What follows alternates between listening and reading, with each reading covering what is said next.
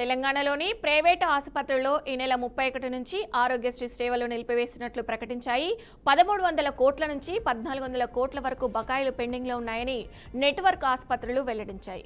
గత ఏడాది నుంచి పెండింగ్లో ఉన్న ఆరోగ్యశ్రీ బకాయిల కారణంగా పలు ప్రైవేటు నెట్వర్క్ ఆసుపత్రులు ఇప్పటికే దివాలా తీసే పరిస్థితి నెలకొన్నట్లు స్పష్టం చేశారు.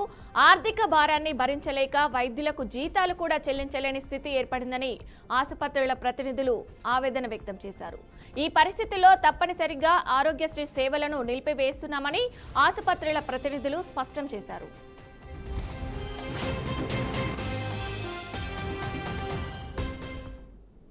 ఇక ఇదే అంశానికి సంబంధించి పూర్తి సమాచారం మా ప్రతినిధి బాసిత్ అందిస్తారు. బాసిత్, చెప్పండి. రాష్ట్రంలోని దవాఖానాల్లో ఈ నెలాఖరు నుంచి ఆరోగ్యశ్రీ సేవలు నిలిచిపోనున్నాయి. గత ఏడాది కాలంగా బిల్లులు చెల్లించకపోవడంతో సుమారు 1000 కోట్లకు పైగా బకాయిలు పేరుకుపోయినట్లు, 10 రోజుల్లో బకాయిలు చెల్లించకపోతే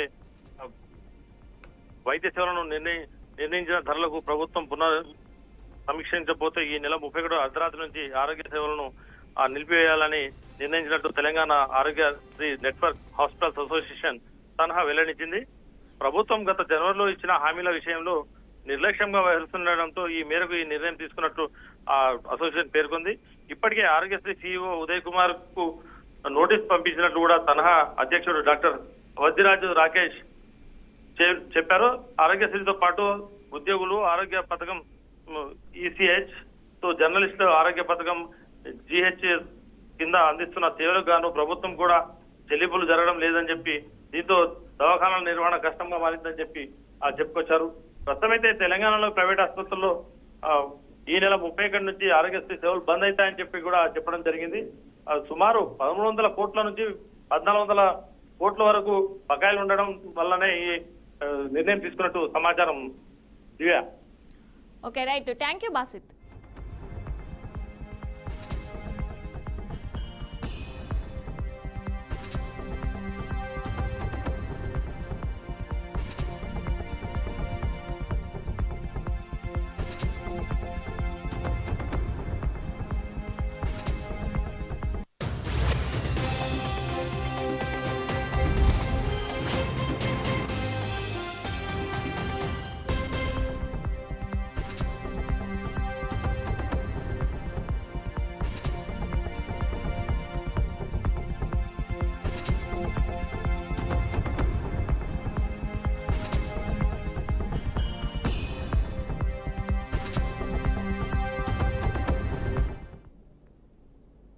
సీఎం చంద్రబాబుకు కొత్త పథకాల ఆలోచన ఎప్పుడు రాదని వైసీపీ అధినేత మాజీ సీఎం వైఎస్ జగన్మోహన్ రెడ్డి పథకాన్ని కాపీ కొట్టడమే పనిగా పెట్టుకున్నారని మాజీ మంత్రి కాకాని గోవర్ధన్ రెడ్డి ఆరోపించారు. తాడేపల్లిలోని వైసీపీ కేంద్ర కార్యాలయంలో కాకాని సమావేశం నిర్వహించారు. కూటమి ప్రభుత్వంలో అవినీతి పెరిగిపోయి రాష్ట్రంలోని రైతులకు ఎరువులు అందక అవస్థలు పడుతున్నారన్నారు. కీలక సమావేశంలో రైతులకు ఎరువులు అందలేదని, వైసీపీ ప్రభుత్వంలో ఆర్టీకేల ద్వారా అన్ని సమకూర్చామని చెప్పారు. రైతాంగాన్ని పట్టించుకునే ఆలోచన ఈ ప్రభుత్వానికి లేదని, రైతుల్ని అడ్డం పెట్టుకుని కూటమి ప్రభుత్వ నాయకులు దోచుకుంటున్నారని కాకాని గోవర్ధన్ రెడ్డి తెలిపారు. రైతులు పెట్టుబడి సాయం కోసం ఈ రోజు పంటలు వదిలేసి, వ్యవసాయాన్ని వదిలేసి ఆఫీసుల చుట్టూ తిరగాల్సినటువంటి దుస్థితి ఏర్పడింది. లాభ నష్టాలు అనేటువంటివి రైతుల విషయంలో చూడకూడదన్నటువంటి ఆలోచన చేసి ఆ రోజు ముఖ్యమంత్రిగా జగన్మోహన్ రెడ్డి గారు ఎంత ఖర్చైనా సరే వెచ్చించి రైతులకు సంబంధించినటువంటి ధరల స్థిరీకరణ నిధి ఏదైతే ఏర్పాటు చేశామో దాన్ని మించి కేంద్ర ప్రభుత్వం నోటిఫై చేసినటువంటి పంటలే కాకుండా రాష్ట్ర ప్రభుత్వం రాష్ట్ర స్థాయిలో రైతులు పండించి నష్టపోతున్నటువంటి పంటలకి బహుశా దేశ చరిత్రలో మొట్టమొదటిగా వాటికి మద్దతు ధర కల్పించినటువంటి వ్యక్తిగా జగన్మోహన్ రెడ్డి గారు ఈ రాష్ట్రంలో దేశానికే మార్గదర్శిగా నిలిచినటువంటి పరిస్థితి ఏర్పడింది. ఉద్యానవన పంటలకు సంబంధించి, వ్యవసాయ పంటలకు సంబంధించి ఒక్క రైతుని మీరు ఈ రోజు గిట్టుబాటు ధర కల్పించి ఆదుకున్నటువంటి పరిస్థితులు ఉన్నాయో ఒక్కసారి ఆలోచించేయండి. లేవే. ఎందుకంటే చంద్రబాబు నాయుడికి ఏ రోజు రైతుల మీద శ్రద్ధ లేదు, వ్యవసాయం మీద ఆసక్తి లేదు. ఎంతసేపటికి ఇతరత్రా ఏదన్నా సరే తనకే లాభం చేకూర్చుకునేటువంటి తప్ప రైతులు లాభపడేటువంటి పరిస్థితుల గురించి ఆలోచించలేనటువంటి విధిలో ఉన్నాడు. ఈరోజు ఉచిత పంటల బీమా జగన్మోహన్ రెడ్డి గారు ముఖ్యమంత్రిగా ఉన్నప్పుడు ఏదో మాట్లాడిచ్చారు, మన ఏదో పార్లమెంట్ లో మాట్లాడి దానికి సంబంధించి. మీరు మాట్లాడడానికి కాస్త సిగ్గుండాలా? అరే మనల్ని మాట్లాడేటువంటి దాంట్లో పార్లమెంట్ సభ్యులుగా, మంత్రులుగా మాట్లాడితే ఎవడన్నా నవ్వుతాడేమోననేటువంటి ఆలోచన ఉండాలా? ఈ రాష్ట్రంలో ఉచిత పంటల బీమాకు సంబంధించి ప్రధానమంత్రి ఫసల్ బీమా యోజన పథకం ఉంటే ప్రధానమంత్రి ఫసల్ బీమా యోజన పథకంలో ఏదైతే మామూలుగా యూనివర్సలైజేషన్ కింద ప్రతి ఒక్కరికి మీరు బీమా కవరేజ్ ఇవ్వండి అంటే అది ఇవ్వడానికి వీలు లేదు అంటే 1 సెంటు పండించేటువంటి రైతు కూడా నష్టపోకూడదన్నటువంటి ఆలోచన చేసి జగన్మోహన్ రెడ్డి గారు 3 సంవత్సరాల కాలంలో జగన్మోహన్ రెడ్డి గారు రాష్ట్ర ఖజానా నుంచి ఈరోజు రైతులకు సంబంధించినటువంటి దాదాపుగా 7,802 కోట్ల రూపాయల రైతులకు అందించడం జరిగింది. బాధ్యత తీసుకుని రాష్ట్ర ప్రభుత్వం ద్వారా చెల్లింపులు చేస్తే ఆ మంత్రి ఏదో అక్కడ చదివాడని చెప్పి మేము చెప్పలేదా? 5 సంవత్సరాల్లో క్రమం తప్పకుండా ఒక్కొక్కసారి 3,000 కోట్ల రూపాయలు 2,987 కోట్ల రూపాయలు చంద్రబాబు నాయుడు జన్మలో ఇచ్చున్నాడు. ఆ మాత్రం ఇవ్వలేదు కదా, మేము చెప్పాం కదా అని చెప్పి వీళ్ళు డపా కొట్టుకున్నారంటే వీళ్ళకి ఎంత అనుభవ రాహిత్యం ఉంది, అవగాహన లోపం ఉంది అనేటువంటిది ప్రత్యేకంగా ఈరోజు చెప్పాల్సినటువంటి పని లేదు. పాప రైతులు పెట్టుబడి సాయం కోసం ఈరోజు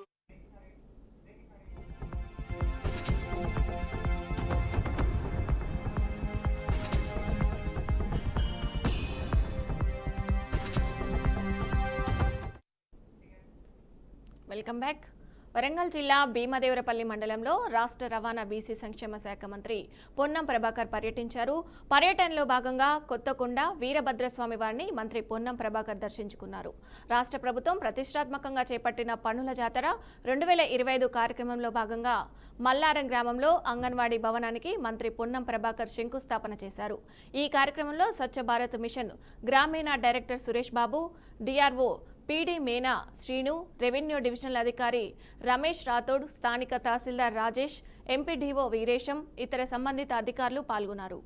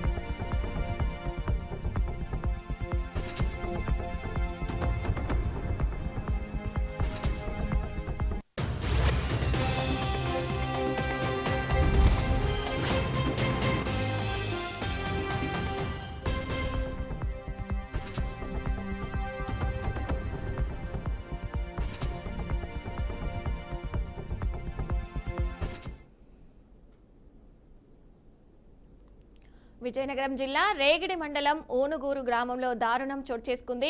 ఇంటిలో ఒంటరిగా ఉన్న యువతిపై అదే గ్రామానికి చెందిన దిబ్బ రాము అనే వ్యక్తి లైంగిక దాడికి ప్రయత్నించాడు. అటువైపుగా వెళ్తున్న యువకులకు బాధితురాలి అరుపులు వినిపించడంతో అక్కడి నుంచి వెళ్లి రక్షించారు. 2 చేతులు కట్టి నోరు నొక్కి లైంగిక దాడికి ప్రయత్నించిన రామును అడ్డుకొని స్థానికులు సాయంతో ఓ స్తంభానికి కట్టేసి దేహశుద్ధి చేశారు. విషయం తెలుసుకున్న పోలీసులు గ్రామానికి చేరుకొని నిందితుడిని అదుపులోకి తీసుకున్నారు.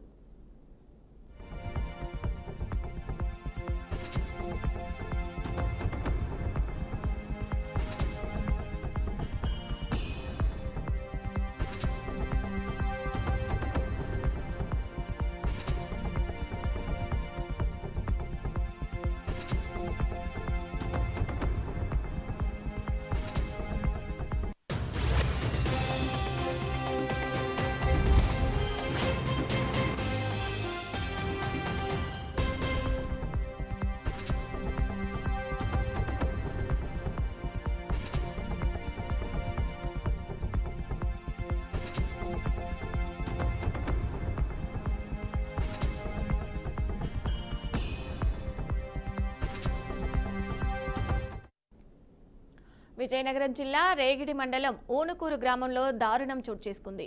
ఇంటిలో ఒంటరిగా ఉన్న యువతిపై అదే గ్రామానికి చెందిన దిబ్బ రాము అనే వ్యక్తి లైంగిక దాడికి ప్రయత్నించాడు. అటువైపుగా వెళ్తున్న యువకులకు బాధితురాలి అరుపులు వినిపించడంతో అక్కడికి వెళ్లి రక్షించారు. 2 చేతులు కట్టి నోరు నొక్కి లైంగిక దాడికి ప్రయత్నించిన రామును అడ్డుకొని స్థానికుల సాయంతో ఓ స్తంభానికి కట్టేసి దేహశుద్ధి చేశారు. విషయం తెలుసుకున్న పోలీసులు గ్రామానికి చేరుకొని నిందితుడిని అదుపులోకి తీసుకున్నారు.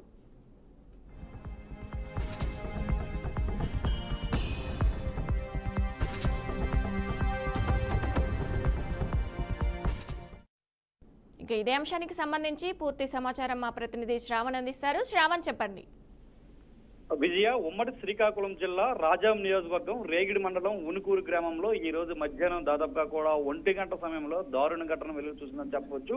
అయితే ఉనుకూరు అనే గ్రామానికి చెందినటువంటి ఇంటర్ చదువుతున్నటువంటి ఒక విద్యార్థిపై 50 ఏళ్ల వయసు ఉన్నటువంటి దెబ్బ రాము అనేటటువంటి వ్యక్తి ఒక్కసారిగా కూడా ఎవరూ లేని సమయం చూసి ఇంట్లో చొరబడి ఆయన్ని అఘాయత్యం చేసే ప్రయత్నం అయితే చేశాడు. అయితే ఈ ప్రయత్నం కొనసాగుతున్నటువంటి పరిస్థితుల నేపథ్యంలో ఇంటర్ సెకండ్ ఇయర్ చదువుతున్నటువంటి విద్యార్థి ఒక్కసారిగా కూడా పెద్ద ఎత్తున అరుపులు వేయడంతో స్థానికంగా ఉన్నటువంటి వీధిలో ఉన్నటువంటి కొంతమంది యువకులు ఆ అమ్మాయి తాలూకా అరుపులు విని ఒక్కసారిగా కూడా ఇంట్లోకి వెళ్లడం జరిగింది. అప్పటికే దిప్పరాము అనేటటువంటి వ్యక్తి అమ్మాయిపై అత్యాచారం చేసే ప్రయత్నంలో ఉన్నటువంటి పరిస్థితుల నేపథ్యంలో ఒకసారిగా కూడా యువకులు ప్రతిఘటించడం జరిగింది. ప్రతిఘటించిన అనవసరం ఎవరైతే ఇంటర్ విద్యార్థిపై అఘాయిత్యానికి పాల్పడుతున్నటువంటి దిప్పరాము అనే వ్యక్తిని ఒకసారి కూడా ఇంటి నుంచి బయటకు ఈడ్చుకొచ్చి ఇంటి ఎదురుగా ఉన్నటువంటి విద్యుత్ స్తంభానికి కట్టేసి పెద్ద ఎత్తున కూడా దేహశుద్ధి చేయడం జరిగింది. అయితే అనంతరం ఈ ఘటనపై అయితే మాత్రం స్థానికంగా సంచలనం రావడంతో ఒక్కసారిగా కూడా స్థానికంగా ఉన్నటువంటి రేగిడి పోలీసులకి యువకులు సమాచారం ఇచ్చారు. ఘటనా స్థలానికి చేరుకున్నటువంటి రేగిడి పోలీసులు దెబ్బ రాముని ఏదైతే విద్యుత్ స్తంభానికి కట్టి ఉంచారో కట్టులను విడిపించి ఆయన్ని పోలీస్ స్టేషన్ తరలించడం కూడా జరిగింది. ఈ ఘటనతో ఒక్కసారిగా కూడా ఉనుకూరు గ్రామంలో అయితే మాత్రం పెద్ద ఎత్తున కూడా భయాందోళన నెలకొందని చెప్పొచ్చు. 50 సంవత్సరాల వయసు ఉన్నటువంటి దెబ్బరాము అనే వ్యక్తి ఒక ఇంటర్ చదువుతున్నటువంటి ఒక విద్యార్థిపై అఘాయిత్యానికి పాల్పడినటువంటి ఘటన ఒకసారి కూడా ఆ ప్రాంతంలో చర్చనీయాంశమైంది. అయితే ఆ యువతి అరుపులు విన్న యువకులు లోకి వెళ్లి మరి యువతిని కాపాడడంతో ఆ యువకులకి పెద్ద ఎత్తున కూడా స్థానికంగా ఉన్నటువంటి ప్రజలు హర్షం వ్యక్తం చేశారు. ఈ ఘటనపై ఆ పోలీసులు అయితే మాత్రం కేసు నమోదు చేసి ఆ పూర్తి స్థాయి కూడా దర్యాప్తు కొనసాగిస్తున్నటువంటి పరిస్థితి కూడా మనకు ప్రస్తుతం ఆ ఘటనా స్థలంలో కనిపిస్తుందని చెప్పవచ్చు. Vijaya. Okay, right. Thank you Shravan.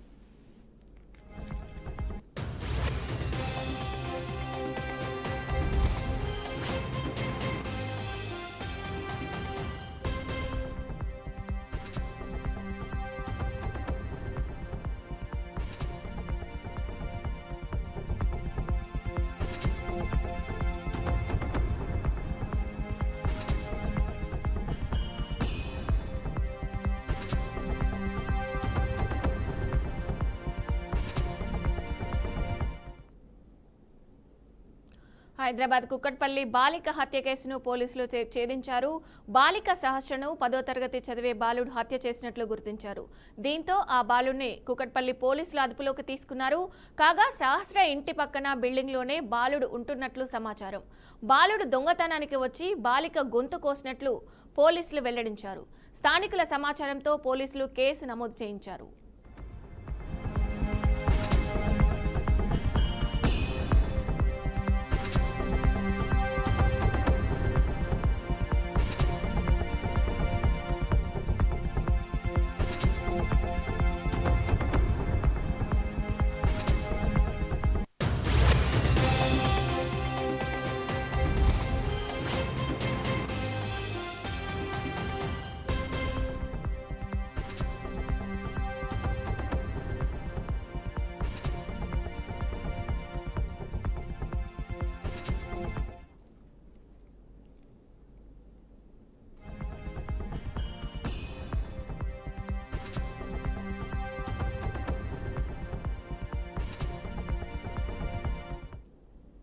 Hyderabad Kukatpally బాలిక హత్య కేసును పోలీసులు ఛేదించారు. బాలిక సహస్రను పోలీసులైతే గుర్తించారు. బాలిక సహస్రను 10వ తరగతి చదివే బాలుడు హత్య చేసినట్లు గుర్తించారు. దీంతో ఆ బాలుడిని కుక్కట్పల్లి పోలీసులు అదుపులోకి తీసుకున్నారు. కాగా సహస్ర ఇంటి పక్కన బిల్డింగ్లోనే బాలుడు ఉంటున్నట్లు సమాచారం. బాలుడు దొంగతనానికి వచ్చి బాలిక గొంతు కోసినట్లు పోలీసులు వెల్లడించారు. స్థానికుల సమాచారంతో పోలీసులు కేసును ఛేదించారు.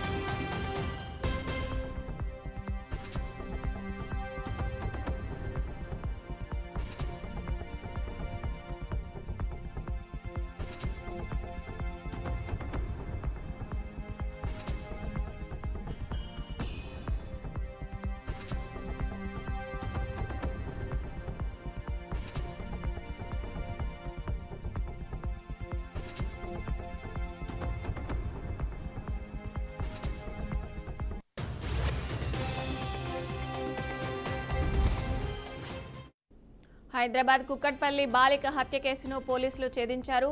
బాలిక సహస్రను 10వ తరగతి చదివే బాలుడు హత్య చేసినట్లు గుర్తించారు. దీంతో ఆ బాలుడిని కుక్కట్పల్లి పోలీసులు అదుపులోకి తీసుకున్నారు. కాగా సహస్ర ఇంటి పక్కన బిల్డింగ్లోనే బాలుడు ఉంటున్నట్లు సమాచారం. బాలుడు దొంగతనానికి వచ్చి బాలిక గొంతు కోసినట్లు పోలీసులు వెల్లడించారు. స్థానికుల సహకారంతో పోలీసులు ఈ కేసును ఛేదించారు.